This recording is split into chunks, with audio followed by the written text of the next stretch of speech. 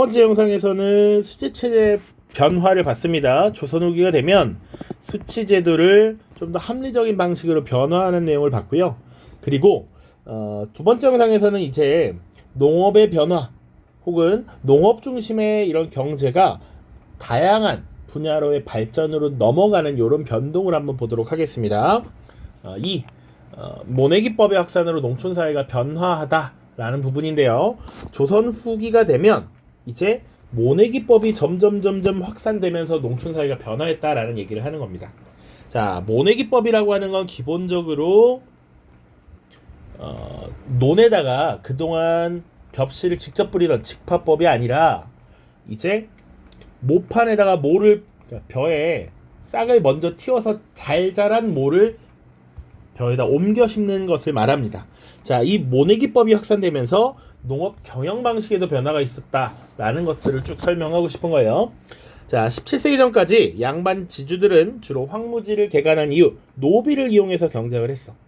그러다 보니까 노비들은 사실은 열심히 농업에 종사하더라도 내가 뭘 가져갈 수 있는 건 없어. 생산 의욕이 떨어졌고요. 노비들은 이렇게 힘든 삶을 견디기 어려웠기 때문에 도망가는 경우가 많았습니다. 그러다 보니 이제 농업 경영 방식에서의 변화가 나타나.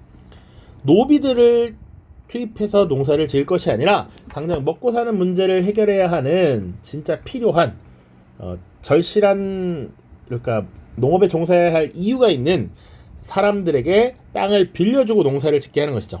소작이니 그래서 지주와 계약을 하고 생산량의 절반을 납부하는 병작 반수제가 확대됩니다. 경작하고 나서 생산량의 절반을 주인에게 준다라는 거야. 자, 지주에게 소작인이 납부하는 일종의 임대료, 땅을 빌리는 대가로 지급하는 것을 지대라고 합니다. 땅 사용에 대한 대가야. 그리고 생산량의 절반을 납부한대. 절반이라는 건 50%죠. 정해진 비율을 납부한다라고 해서 보통 정률지대라고 하고요. 이 정률지대를 납부하도록 하는 이런 제도를 보통 타조법이라고 합니다. 자, 그런데 시간이 지나, 당시에 생산력이 급증하고 있었던 일부 지역에서는 통흉과 상관없이 일정 액수의 소작료를 받는 도조법을 시행했대. 이 도조법은 지금 일정 액수라고 돼 있죠. 이것을 지대를 납부하는데 고정된 액수를 납부한다라고 해서 정액지대라고 얘기합니다. 자, 그래서 보통은 타조법에 의한 정률지대를 결정하고 있었는데 일부 지역에서는 정액지대를 정해서 계약을 통해 생산량의 일부를 지대로 납부했다라는 얘기죠. 요게 기본적으로 등장하고 있는 형태입니다. 농업 경영 방식의 변화. 자, 농법에서도 큰 변화가 있습니다. 17세기를 전후로 해서 벼의 종자를 개량해서 더 많이 생산할 수 있는 종자를 만들어내고요. 수리시설도 확충합니다. 그리고 중요한 것, 여러 지역에서 모내기법이 도입되면서 농사에 투입되는 노동력이 감소했다. 쌤이 이거 수업하기 전에는 5분짜리 영상을 틀어줬을 겁니다. 모내기법이 주는 이점이야. 그래서 이 모내기법이 주는 이점이 오른쪽에 나와 있습니다. 벼와 보리에 1년 2모작이 가능했다라는 것. 심지어 밭농사에서는 1년 2작 혹은 2년 3작 같이 생산을 많이 할 수 있는 체제로의 전환이 이루어지더라. 자, 그리고 노동력을 많이 투입해야 하는 목화, 담배 등의 상품 작물 재배가 증가합니다. 왜냐? 지금 기본적으로 벼농사에 투입되는 노동력이 줄어들었기 때문에 더 많이 노동력을 투입할 수 있었다라는 얘기고, 이 상품 작물이라고 하는 자체가 더 많은 부가가치를 가져다 주었다라는 거야. 자, 기본적으로는 더 많은 이익을 가져다 주었기 때문에 목화, 담배 같은 상품 작물 재배가 증가했다. 그래서 이 모내기법과 관련해서 하나 더 자료를 보죠. 교과서 85쪽의 자료입니다. 모내기의 이점. 이양, 모내기를 하는 것은 세 가지 이유가 있다. 자, 잡초를 제거하는 것이 김매기라고 합니다. 자, 잡초를 제거하는 김매기의 노력을 더는 것이 하나요. 두 땅의 힘으로 하나의 모를 기르는 것이 둘째요. 그러니까 모판에서 기르다가 잘 자란 것을 논에서 또 자라게 한다는 얘기지. 좋지 않은 것을 솎아내고 싱싱하고 튼튼한 것을 고를 수 있는 것이 셋째이다. 그래서 기존의 직파법에서 모내기법으로 많이 넘어갔다라는 얘기야. 자, 요 해설 김매기와 관련된 해설입니다. 벽실을 논에 직접 뿌리는 직파법은 어린 모와 잡초가 같이 자라기 때문에 계속해서 잡초 제거를 해야 돼. 제초 작업을 해야 돼. 하지만 모내기법은 모를 심기 전에 잡초가 자란 논을 갈아엎기 때문에 제초 횟수를 크게 줄일 수 있었다라는 얘기죠. 자, 그래서 지금 뭐 그동안 설명했던 병작 반수제, 모내기법, 이모작 이런 것들 보시면 될 것 같습니다. 농촌 사회는 어떻게 변화했느냐? 부농이 등장합니다. 부유한 농민이야. 농업을 통해서 부를 쌓은 농민들 모내기법의 확산으로 1인 경작 면적이 증가해. 잡초 제거에 굳이 많은 인원이 투입되지 않으니까 보통 10명이 할 것을 2명, 3명이서 이제 가능하게 되었습니다. 자, 그리고 쌀과 상품 작물을 판매함으로써 일부는 부농으로 성장했다. 자, 두 번째는 농지 부족 현상이 발생합니다. 왜냐? 농업 생산력이 증가했고요. 인구는 증가해. 그런데 농업에 필요한 노동력은 점점점 줄고 있어. 그래서 농지 부족 현상이 발생했고, 그러다 보니 농지를 얻지 못한 농민들은 남의 집에서 머슴살이를 하거나 혹은 도시나 광산으로 이동해서 날품팔이를 통해 생계를 유지하더라. 자, 요것을 조금 더 중요하게 봅시다. 일부 농민들이 이제 노동자화 되었다라는 얘기야.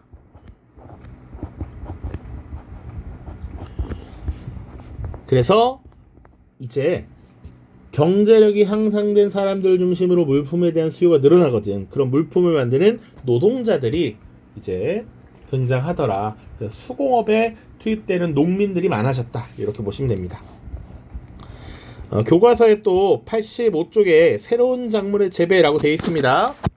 조선 후기가 되면 밭에서 키우는 작물의 종류가 다양해졌대. 상품 작물로서 모카와 담배가 널리 재배되었고, 또 아메리카 지역이나 다른 지역에서 들어온 옥수수, 호박, 토마토 같은 것들이 새롭게 소개가 됐고, 또 고구마, 감자 같은 것은 흉년에 구황작물로 활용되면서 굶어 죽는 사람들을 줄였다라는 것들, 이렇게 보시면 되겠습니다. 또 혹은 고추 같은 것들이 널리 재배되면서 배추를 빨간 양념에 버무리는 김치, 빨간 김치가 등장했다. 뭐 이 정도 같이 보시면 되겠네요. 자, 그러면 조선 후기에 농촌 사회가 지금 변화하고 있어. 농업 생산량은 늘어나고, 그리고 일부 농민들은 이제 농지에서 밀려나게 되면서 노동자가 되더라. 이런 얘기도 했습니다. 세 번째 주제가 그래서 상품화폐 경제가 발달하다라는 거예요. 농업 중심의 사회가 이제 상업, 수공업, 광업 등 다양한 산업이 발달하는 형태로 변화하더라라는 얘기야. 그래서 상품화폐 경제가 발달하다라는 게 주제인데, 우리 상품화폐 경제라는 말이 익숙하지 않죠. 상품화폐 경제가 뭔지 보죠. 조선 후기에 상품 생산과 상업 유통이 활발해짐에 따라 상업 자본이 축적된 경제 체제를 말합니다. 그 전까지는 어떻게 보면 농사에 전념해서 생계를 유지하는 것이 기본적인 특징이었어. 그게 전부야. 그런데 이제는 대규모의 농업 생산, 상품 작물을 재배하면서 부를 축적하고 이 자본을, 규모의 경제를 이룩한 이 자본가들이 등장함으로써 경제를 운영하는 시스템이 나타났다는 얘기죠. 그것을 상품화폐 경제라고 합니다. 상업의 발달 보시죠. 조선 후기가 되면 농업이 발달해 농업 생산량이 증가하고 잉여 생산물이 나타나면 이걸 팔게 되는 것이죠. 자, 농업 생산력이 증가되면서 인구 부양 능력도 증가합니다. 도시 인구가 증가합니다. 특히 감자와 고구마 같은 작물들은 생산하기에는 편리하고 열량은 높아서 인구를 보존하는 데 굉장히 탁월했습니다. 자, 그러다 보니 자연스레 사람들이 많이 모이는 곳에 상업이 발달하게 되더라. 자, 이 상업 발달에 가장 큰 역할을 했던 것이 바로 공인의 등장이죠. 그럼 공인이 뭔지 한번 더 보자고. 국가로부터 대동미라고 하는 것을 받고 중앙관청에 필요한 물품을 구매해서 납부하는 상인이야. 국가가 필요로 하는 물품을 대리구매하는 상인입니다. 대동법 시행 이후 등장한 공인이 정부의 물품을 조달하면서 상업 발달에 기여했고요. 또 이 장사를 통해서 사사롭게 경제적 이익을 축적해 나가는 사상들이 활동을 합니다. 또 사상이 뭔지 보자고. 개인이 하는 장사 혹은 그 장사꾼을 얘기하는 것입니다. 그래서 주요 중심지를 거점으로 사람들이 많은 지역을 중심으로 상권을 장악했다라고 하는 것. 그리고 어느 정도 부를 축적한 이들은 국제무역에도 참여를 하게 되면서 여러 상인들이, 대표적인 상인들이 등장합니다. 그것이 경강상인, 만상, 송상, 내상 같은 경우가 있죠. 지도를 보시면 주요 거점에서 활약한 한성의 경강상인, 그리고 시전상인, 부산 동래의 내상, 개성의 송상, 의주적의 만상, 평양의 유상, 이런 상인들이 사상으로서 엄청나게 성장했다라는 것이죠. 그러면 또 사상들이 성장할 수 있는 배경에는 어떤 것들이 있었느냐를 봐야 돼. 왜냐면 원래 조선이란 나라는 성리학적 유교 질서를 강조했던 국가이고, 기본적으로는 원래 검약, 근검절약을 강조했단 말이야. 그래서 조선 후기가 되면 박제가 같은 실학자들은 사실은 소비해야 된다 이런 거 강조하죠.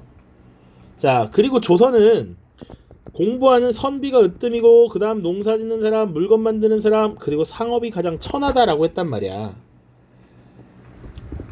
기본적으로 농업을 중요시 여겨 농업을 장려하고 상업을 억제하는 것이 기본이었는데, 어떻게 이러면 상인들이 발달하고 등장할 수 있었느냐라는 얘기죠. 그 대표적인 국가의 조치가 신해통공이라고 하는 조치입니다.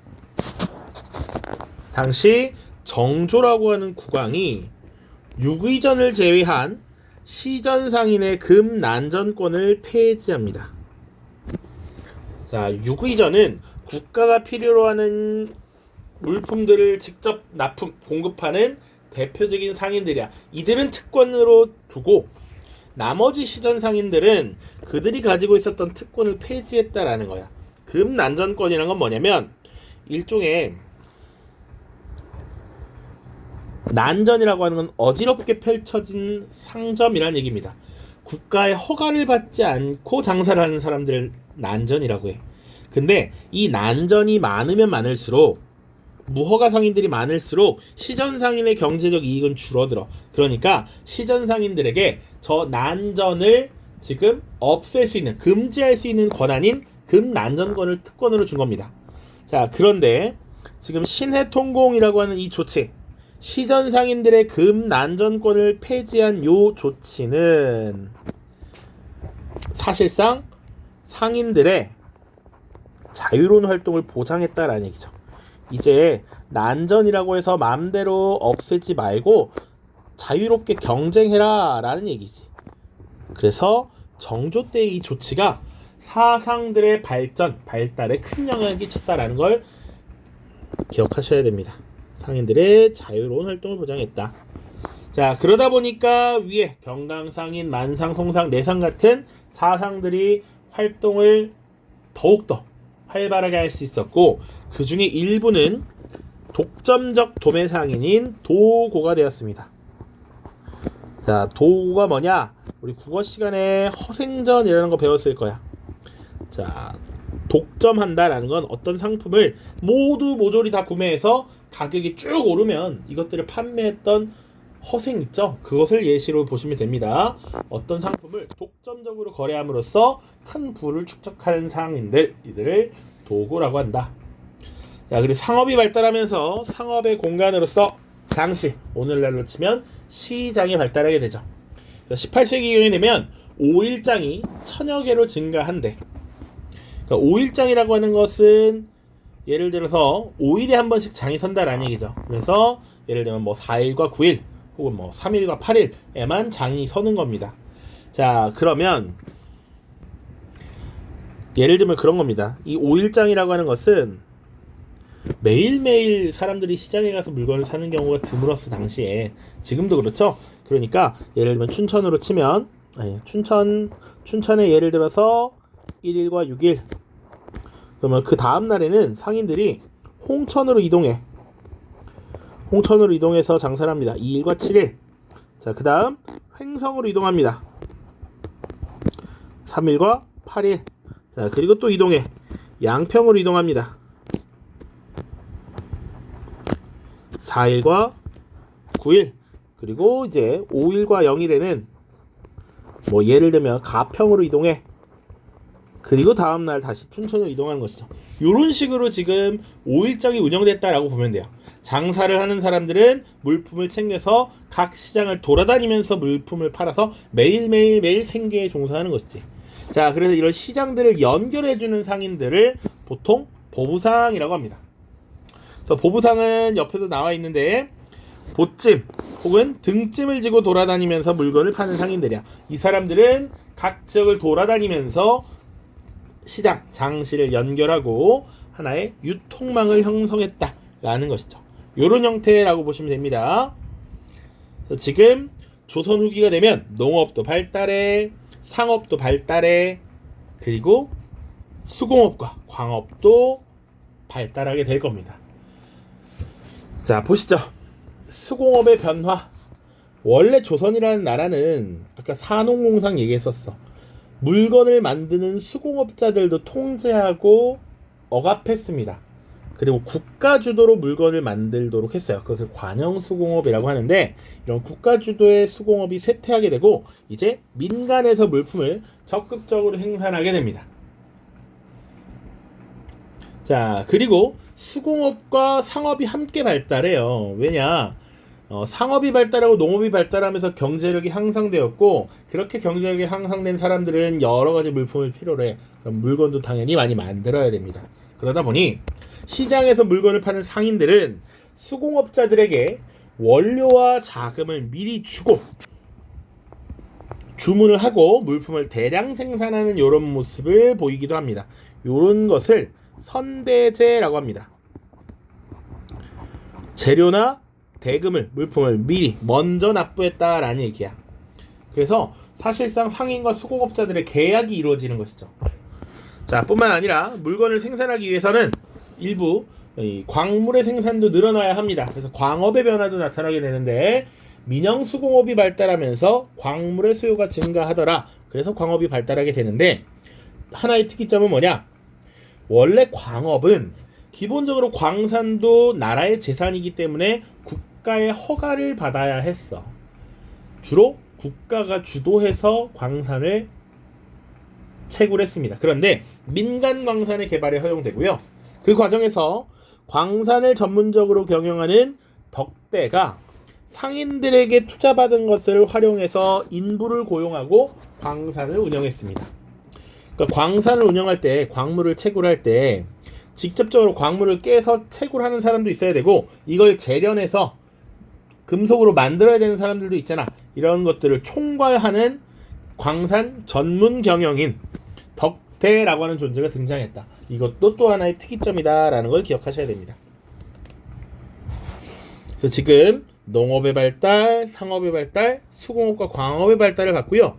이렇게 상품화폐 경제가 발달하는 모습을 보이게 되면서 화폐의 사용도 증가하게 되죠.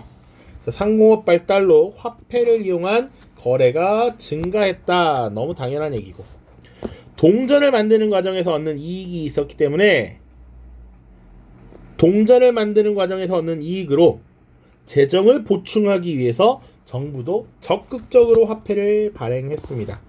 그 당시에 발행했던 대표적인 화폐가 숙종 때 만들어진 상평통보였고요. 이것이 전국에 유통됩니다. 다만 문제는 지주나 상인들, 재산이 많은 사람들은 원래 기본적으로는 현물, 쌀이나 옷감 같은 걸 창고에 보관해서 그것을 재산으로 여겼어. 근데 그건 시간이 지나면 썩고 없어지는 물건이란 말이야. 그러다 보니까 이 화폐를 재산 축적이나 혹은 빌려주고 이자를 받는 고리대 수단으로 활용하게 됩니다. 관청이나 군영에서도, 군부대에서도 이것을 대량으로 비축하는 모습이 나타나. 그래서 시중에 돈이 부족해지는 전황이라고 하는 현상도 발생합니다. 근데 이 전황은 기본적으로 뭐야? 시중에 돈이 부족하니까 화폐의 가치가 높아지게 되고 물가는 오히려 떨어지는 이런 모습들에 나타나더라. 화폐 가치가 높아졌기 때문에 그렇습니다. 그래서 전황이라고 하는 현상이 있었구나 정도 같이 보시고요. 이제 마지막입니다. 조선 후기가 되면 상업의 중심지에서 주로 공연 예술이 발달했습니다. 자, 그러다 보니 사람들이 많이 모이는 이런 저작거리 시장에서 판소리 같은 거, 춘향가, 심청가 같은 판소리가 유행했고, 사람들이 모인 데서 연극을 진행합니다. 산대놀이, 탈춤과 같은 가면극이 유행하더라.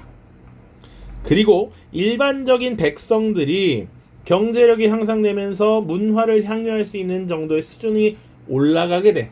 그래서 서민들이 문화를 향유하는 계층이 되면서 서민 문화가 발달하게 됩니다. 근데 문제는 이 서민들은 어려운 한자를 공부하기는 어렵고요. 그래서 당시 사회 현실을 반영한 한글 소설들, 양반 사회를 풍자하고 비판하는 이런 모습들 나타나고요.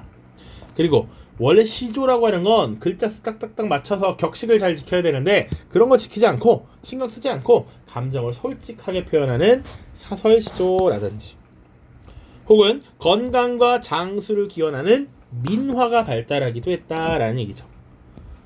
그래서 뭐 까치와 호랑이 뭐 이런 그림들 많이 봤을 겁니다. 자, 그런 것뿐만 아니라 풍속화도 발달하죠.